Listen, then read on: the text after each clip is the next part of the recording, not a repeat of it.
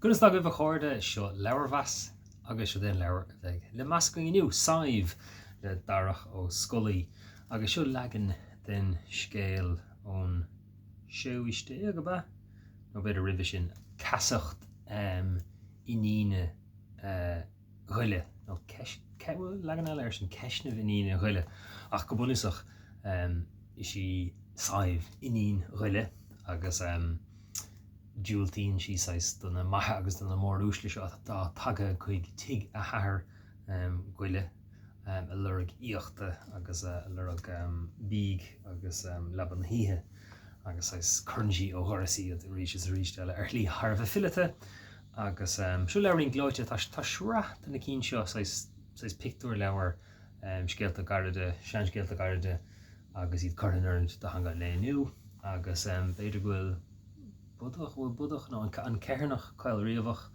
agus cuppa ceann eile tá léidir go hana.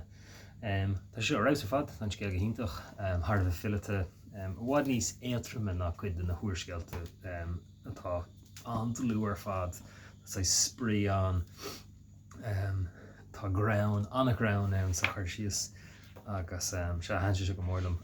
Saibh hain ní anam nítarí sa bhunteachs Mas bhn legan an scéal ach anar mítar an seoí agus táis cartar rudí áda leis an scéal nó aithríт rudí an an siúd le teach le riochtan sí litríochta an le níostácha agus se ag léing sluchttas áitéigh an se. Tá sí géiríonn seo sa rá bhfuil an áit míofar uafásach. Tá urlár supach sleamhan isciú leann cam leba chuún chnapánach agus tine rohghuracha dheataigh gan tasc an téalgur. Tá cat seann siúlach siar chrántánach spéileach cratlum ann, cú gear grúma cam asnach, cearca cosár de caile crág scríobacha, páistí bulgmhóra blaireacha pruslacha agus firseoir líochalí lime flichhiúlí ar sí agus lena sé ráid mar sin. Anna leabhar anna bhhaite an das siimplí éasca.